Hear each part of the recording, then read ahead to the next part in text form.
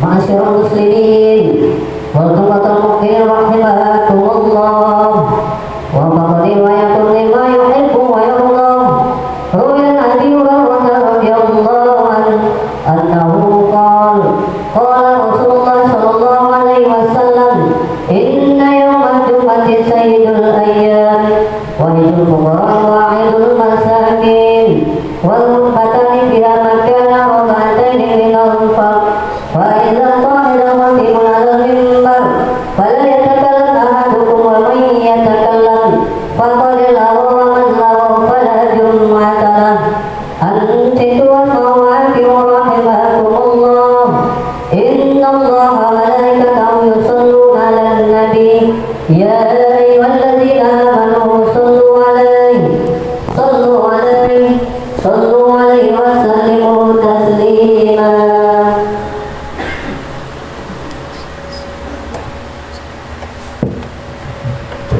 Assalamualaikum warahmatullahi wabarakatuh. Allahu Akbar, Allahu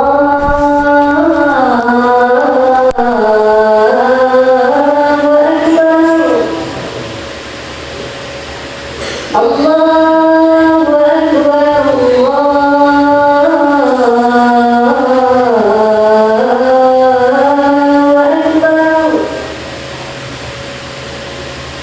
أشهد أن لا إله إلا الله.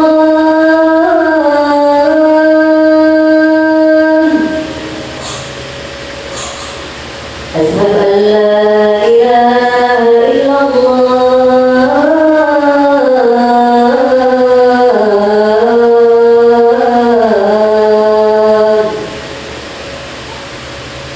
أشهد أن محمدا رسول الله.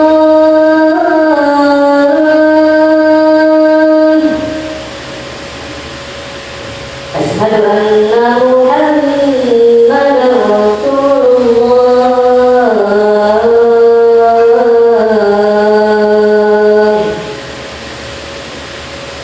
حي على الصلاة.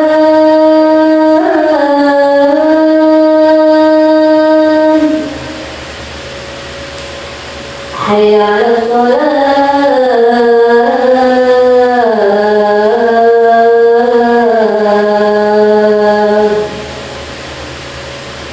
حي على الفلاح.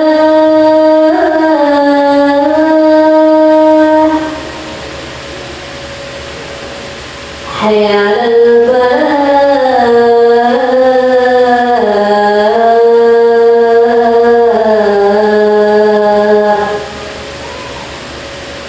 الله أكبر، الله أكبر، لا إله إلا الله.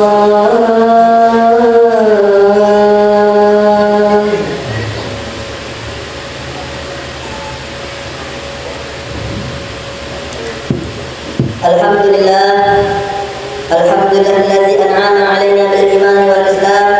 أشهد أن لا إله إلا الله المالك العلام وأشهد أن محمدا عبده ورسوله سيد الأنام. صلى الله على سيدنا محمد وعلى آله وأصحابه صلاة وسلاما دائمين متلازمين على مر الدهر والأيام وسلم تسليما كثيرا. أما بعد فيا عباد الله اتقوا الله وحافظوا على الطاعة وحدود الجمعة والجماعة. قال الله تعالى يا أيها الذين آمنوا إذا نودي للصلاة من يوم الجمعة فاسعوا إلى ذكر الله وذروا البيع ذلكم خير لكم إن كنتم تعلمون. وقال في آية أخرى بسم الله الرحمن الرحيم قل هو الله أحد الله الصمد لم يلد ولم يولد ولم يكن له كفوا أحد. Masyaallah muslimin sedang umat yang berbahagia menikmati Allah Subhanahu wa taala. Kembali kita bersyukur kepada Allah Subhanahu wa taala. Kembali kita dapat melaksanakan salat waktu Jumat secara berjamaah di masjid yang kita cintai ini. Mudah-mudahan segala amal kita senantiasa Allah jaga hati kita untuk senantiasa mendapat meraih ridhonya. Amin amin ya rabbal alamin. Dan ucapkan alhamdulillah rabbil alamin. Bersalawat kepada Nabi kita Nabi besar Muhammad sallallahu alaihi wasallam. Allahumma shalli ala sayyidina Muhammad wa ala ali sayyidina Muhammad. Melalui mimbar yang mulia ini, khatib berwasiat khususnya untuk diri khatib dan pada umumnya untuk kita semua. Marilah kita senantiasa bertakwa kepada Allah Subhanahu wa taala, senantiasa berusaha menjalankan apa yang diperintahkan oleh Allah Subhanahu wa taala kepada kita dan meninggalkan semua larangan yang Allah larang untuk kita. Pada Jumat yang berbahagia ini, khatib ingin membicarakan tentang ijtihad. Hadis Nabi Muhammad sallallahu alaihi wasallam, "Taraktu fiikum amrayni ma in tamassaktum bihima lan tadillu abadan kitabullah wa sunnata Rasulillah." Kutinggalkan untuk kalian dua perkara, dua pusaka. Kalian tidak akan tersesat selama-lamanya selama kalian berpegang kepada keduanya, yakni kitabullah, Al-Qur'an dan sunnah. Dan hadis riwayat Bukhari dan Muslim. Ma'asyiral muslimin, ijtihad menurut bahasa berasal dari fi'il madi. Ijtihada fi'il mudhari'nya yajtahidu. Jadilah ijtihadan dalam bentuk masdar. Ijtihadan artinya telah bersungguh-sungguh. Yajtahidu berarti akan atau sedang bersungguh-sungguh. Dan ijtihada berarti kondisi, keadaan bersungguh-sungguh, mencurahkan tenaga, memeras pikiran, bekerja semaksimal mungkin. Ijtihad merupakan salah satu dasar dari hukum Islam sesudah Quran dan Sunnah. Seperti yang telah kita ketahui bahwa Al-Quran itu memberikan suatu syariah perundang-undangan yang tidak dapat diubah karena ia adalah hukum Allah Subhanahu wa taala. Dan semua peraturannya telah dirumuskan begitu rupa sehingga tidak ada satupun di antaranya yang pernah berlawanan dengan tabiat sejati dari manusia dan tuntutan-tuntutan masyarakat yang sejati dalam masa apa saja. Ciri khas dari hukum Allah Subhanahu wa taala yaitu dapat diterapkan pada semua tingkatan dan keadaan dari perkembangan manusia. Peraturannya pada tahap pertama hanya meliputi asas-asas umum dengan memperkenankan penyimpangan dalam sosial-sosial kecil yang dianggap perlu berhubungan dengan keadaan suatu masa. Tahap yang kedua mengadakan perundang-undangan yang terperinci dalam hal yang tak terpengaruh oleh perubahan-perubahan yang disebabkan oleh perkembangan masyarakat manusia. Apabila ada ketentuan dalam hukum Allah itu dengan perincian yang jelas, pastilah ia berhubungan dengan segi-segi kehidupan perseorangan dan kemasyarakatan yang bebas dari perubahan-perubahan yang disebabkan oleh masa. Apabila perubahan itu untuk kemajuan kehidupan manusia, misalnya masalah pemerintahan, teknologi, sosial, ekonomi dan lain-lain, sedangkan syariah tidak menentukan ketentuan hukum yang terperinci, melainkan hanya dengan meletakkan asas umum belaka, maka disinilah letak kepentingan dan keperluan untuk berijtihad. Ajaran ijtihad adalah bagian dari konsepsi Islam dalam upaya mendapatkan kepastian hukum bagi muslimin dari ajaran yang luas dan dalam, manakala tidak dinyatakan dengan jelas dan terperinci dalam Al-Quran maupun Sunnah. Ijtihad menjadi bukti bahwa Islam selalu memberikan pintu terbuka buat intelektual dan cendekiawan yang selalu mencari hakikat kebenaran. Ijtihad bukan saja diperkenalkan, bahkan ijtihad itu diperintahkan firman Allah Subhanahu wa taala yang artinya untuk tiap orang dari kamu kami telah ciptakan suatu syariah dan satu jalan terbuka. Arti dari Quran surah Al-Maidah ayat 48. Demikian pula Rasulullah sallallahu alaihi wasallam merestui dan mengagumi para sahabatnya yang giat dan gemar berijtihad dalam upaya memenuhi kebutuhan kepastian hukum syarak. Dalam sebuah hadis diceritakan suatu dialog menarik antara Nabi dengan seorang sahabatnya yang bernama Mu'adz bin Jabal. Dialog ini terjadi ketika Nabi mengangkat beliau menjadi gubernur Yaman. Inna Rasulullah sallallahu alaihi wasallam lamma ba'athahu ila Yaman qala kaifa taqdi idza 'arada laka qada qala aqdi bi kitabillah qala fa illam tajid fi kitabillah qala fa bi sunnati Rasulillah qala fa illam tajid fi sunnati Rasulillah qala ajtahidu bi ra'yi wala qala fadaraba Rasulullah sallallahu alaihi wasallam ala sadrihi wa qala alhamdulillahi waqafa Rasulillah lima yarda bihi rasulah, yang mana artinya Nabi sallallahu alaihi wasallam bertanya, bagaimana engkau memutuskan perkara yang dibawa orang kepadamu? Mu'adz menjawab, hamba akan memutuskan menurut kitabullah Quran.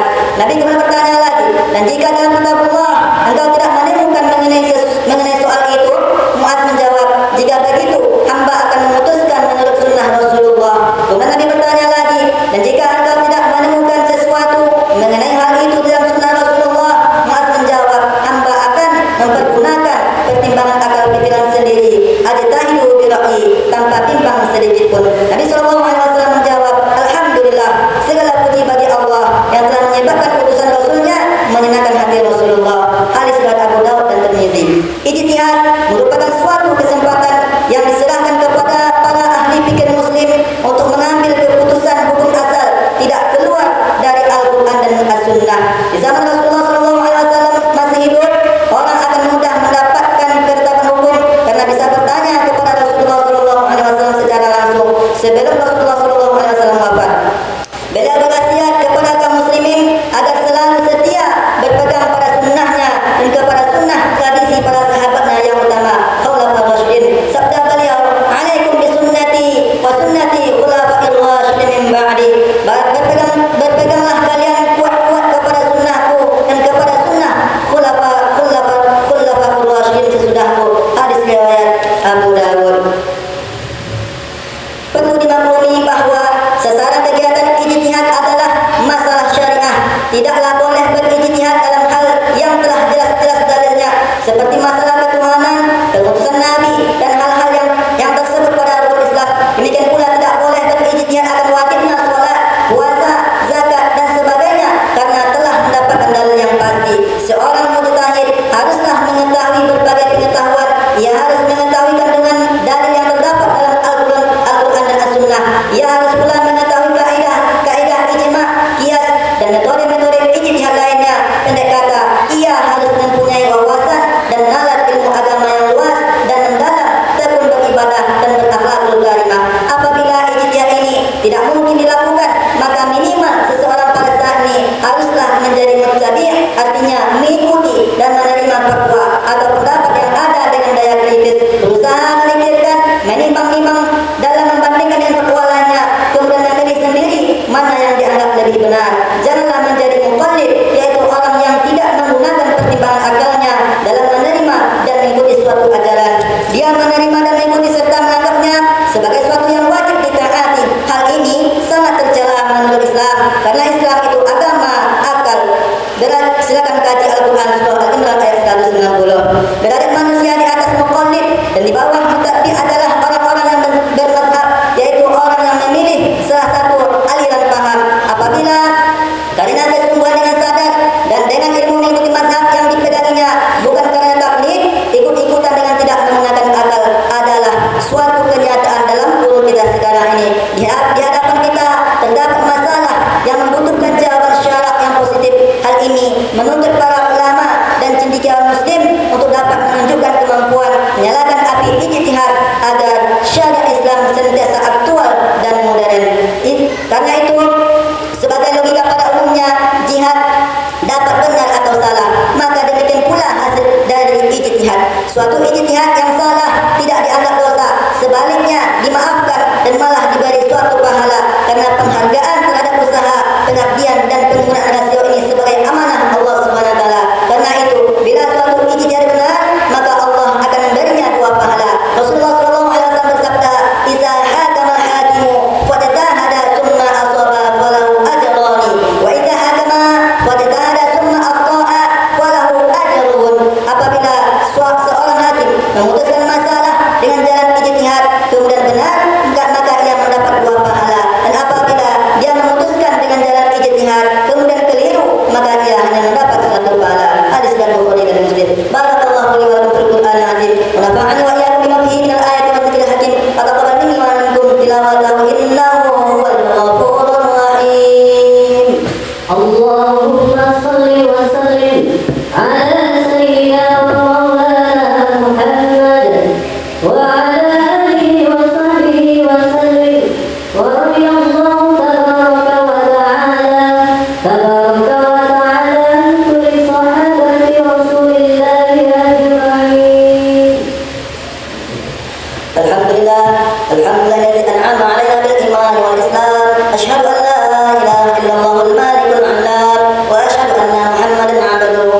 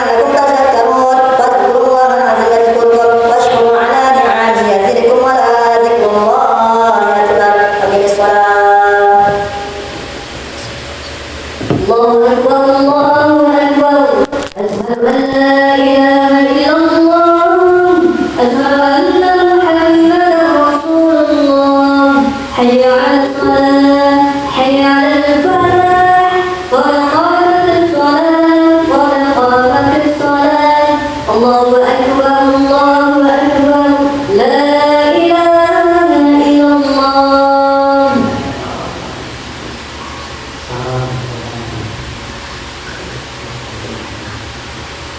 الله أكبر.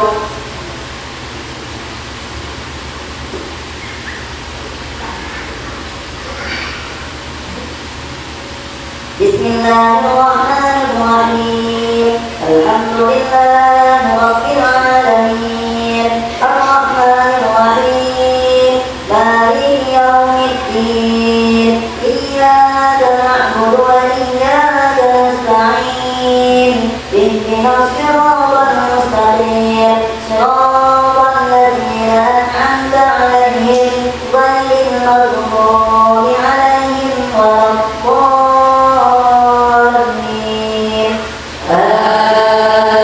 آمين.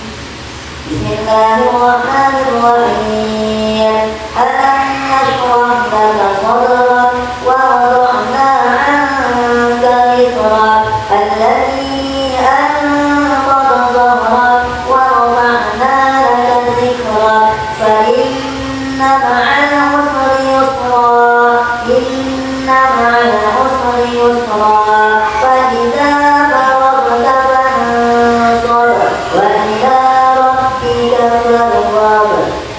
الله أكبر. سمع الله لمن حمده. الله أكبر. الله أكبر.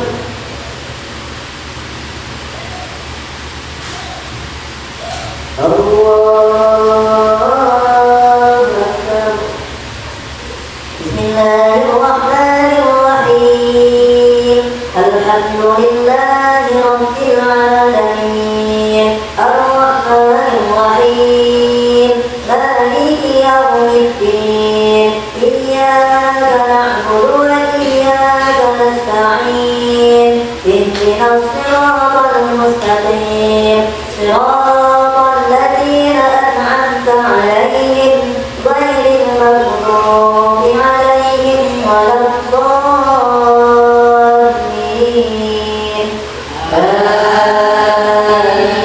آمين. بسم الله الرحمن الرحيم قل أعوذ برب الناس ملك الناس إله الناس من شر الوسواس الخناس الذي يوسوس في صدور الناس من الجنة والناس. الله سمع الله لمن حمده. الله أكبر. الله أكبر. الله أكبر. الله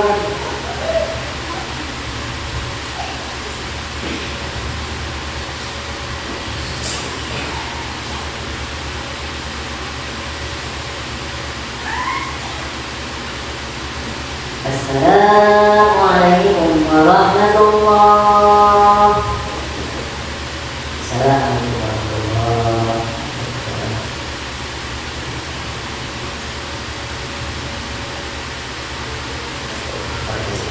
لا إله إلا الله لا إله إلا الله لا إله إلا الله اللهم